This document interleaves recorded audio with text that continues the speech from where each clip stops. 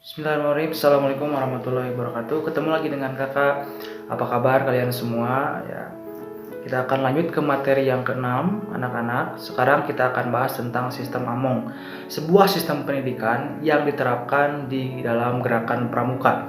Nah, dari mulai sejarahnya, kemudian pengertiannya, dan jangan lupa yang paling penting adalah penerapannya. Apakah sudah kita terapkan dengan baik atau belum? Ya. Nah, lihat dari sejarahnya, untuk sistem Among ini pertama kali digagas oleh Bapak Pendidikan kita semua, yaitu Ki Hajar Dewantara. Jadi ini diterapkan melalui pendidikan taman siswa. Jadi Ki Hajar Dewantara juga salah satu pendiri pendidikan taman siswa. Ya, kemudian sistem Among ini sendiri berasal dari Mong atau Momong dalam bahasa Jawa ya. Berasal dari bahasa Jawa, itu artinya mengasuh anak. Nah, perbandingan antara dulu oleh pendidikan kolonial ya, zaman penjajahan, ini salah satu alasan kenapa sistem Among ini muncul, yang digagas oleh Ki Hajar Dewantara tadi. Karena Ki Hajar Dewantara melihat bahwa sistem pendidikan yang diatur oleh ala kolonialisme itu sangat tidak cocok dengan karakter bangsa kita, di mana pendidikan ala kolonialisme itu lebih mementingkan kepada intelektualitas, kemudian materialistis dan individualis. Nah, tanpa ada moral dan sebagainya seperti yang sudah kita pelajari di gerakan pramuka. Nah, bedanya dengan pendidikan taman siswa yang menerapkan sistem Among yang digagas oleh Ki Hajar Dewantara tadi, yaitu di sistem Among ini justru sebaliknya, justru sistem Among ini menghendaki bahwa anak didiknya tidak jauh-jauh dari alam dan keluarganya. Ya, makanya sistem ini juga cocok diterapkan di dalam gerakan pramuka. Seperti itu. Itu kurang lebih sejarahnya. Sekarang tentang penerapannya di dalam gerakan pramuka itu sendiri, sistem Among itu.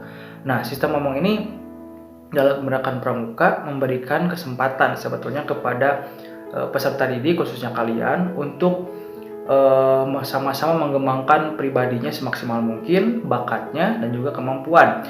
Karena apa? Karena sistem Among ini terdiri dari 3, yaitu kalau dalam bahasa Jawa, Ingarso Sung Tulodo atau di depan memberikan teladan, kemudian yang kedua Ingmadio Mangunkarso, di tengah-tengah membangun kemauan, dan yang terakhir Tuturi Handayani, yaitu di belakang mendorong ke arah kemandirian. Nah, ini sebetulnya bisa kita contoh juga, tidak hanya seorang pembina yang bisa menjalankan sistem Among ini, tapi kita pun sebagai peserta didik misalnya, kan kita punya kelompok juga. Nah, sistem Among ini juga bisa jadi sebuah falsafah kepemimpinan. Ya, jadi ketika kita sedang memimpin, ketika kita sudah jadi pemimpin, Ingarso Sung Tulodo di depan beri teladan kepada para anggotanya. Ya, sebagai di rumah nih, sebagai kakak misalnya kalian ya, memberikan contoh kepada adik-adiknya gitu kan. Makanya tadi kakak bilang bahwa sebetulnya perbedaan yang paling mencolok dari pendidikan ala kolonialisme ya dengan pendidikan taman siswa yang memakai sistem Among ini yang didirikan oleh Ki Hajar Dewantara adalah terletak pada orientasi pendidikannya. Ya, kalau tadi misalnya kolonialisme itu pada intelektual aja, yang penting pinter gitu ya, yang penting pinter ya, kemudian materialistis lebih kepada orientasinya uang dan sebagainya atau harta ya, kemudian individualisme, jadi selama kita untung, selama kita tidak rugi ya nggak apa-apa orang lain rugi mah. Nah, itu ala kolonialisme. Sedangkan Ki Hajar Dewantara selaku Bapak Pendidikan dan juga sebagai Menteri Pendidikan pertama Indonesia, Republik Indonesia, mencetuskan sebaliknya, bahwa sistem Among itu harus dijalankan tidak jauh-jauh dari alam dan keluarga pada peserta didik. Nah, makanya di pramuka cocok sekali gitu ya. Makanya di pramuka juga sebetulnya yang paling ideal itu pendidikannya dilakukan di luar ruangan. Nah, penerapan sistem Among ini sebetulnya sudah tercatat dalam Undang-Undang Gerakan Pramuka. Ya, kalian tahu kan, Undang-Undang Gerakan Pramuka nomor 12 tahun 2010 tentang Gerakan Pramuka. Nah, tepatnya di bab 3 pasal 10 ayat 1 sampai 3. Nah, bunyinya Kegiatan pendidikan kepramukaan dilaksanakan dengan menggunakan sistem AMONG.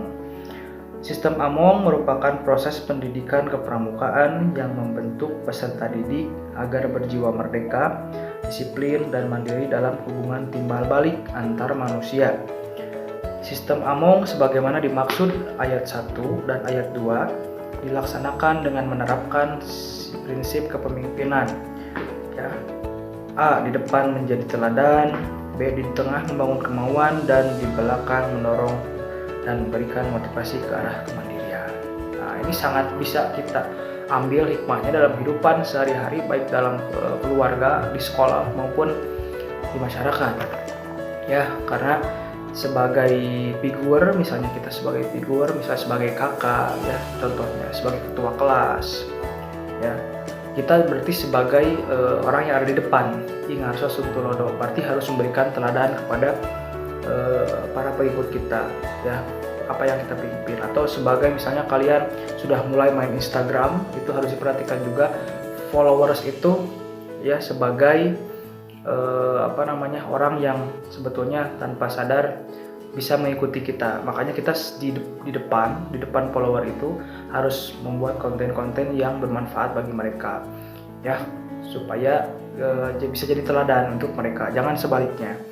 Ya, kemudian Ki Manyo Bangunkarso ketika di tengah-tengah kelompok, misalnya di tengah-tengah keluarga, di tengah-tengah kelompok belajar, ya di tengah-tengah kelompok masyarakat, kita harus bisa membangun salah satu orang yang membangun kemauan di antara kelompok itu. Jangan sampai kita yang memberikan alasan-alasan pesimis dan sebagainya. Justru kita di dalam kelompok itu harus memberikan dukungan penuh, ya apapun yang kita bisa dukung, apapun yang akan bisa kita berikan, ide, materi, kemudian apapun, tenaga, pikiran dalam sebuah kelompok kecil, entah itu di keluarga, teman-teman bekerja kelompok dan sebagainya. Kita harus punya jiwa kemauan, ya membangun jiwa kemauan. Kemudian ketika kita di belakang, Tuturi Handayani mendorong ke arah kemandirian.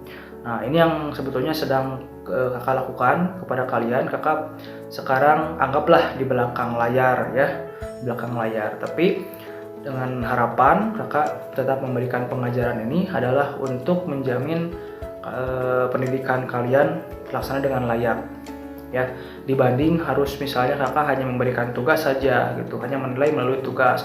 Nah, kakak inginkan kakak tetap mengajar walaupun lewat online seperti ini, ya, untuk menjamin kalian mendapatkan pendidikan atau pengetahuan yang layak langsung dari pengajarnya, itu seperti itu, ya. Jadi kakak akan mendorong ke arah kemandirian dengan harapan, dengan materi-materi seperti ini, dengan tugas-tugas yang tidak terlalu sulit. Kakak pikir ya tugas dari kakak,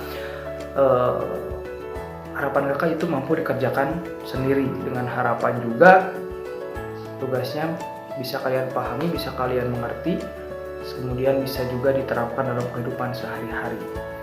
Nah, itu anak-anak tentang sistem AMONG, sistem yang sangat cocok di dalam gerakan pramuka, yang juga sebagai falsafah kepemimpinan, ya.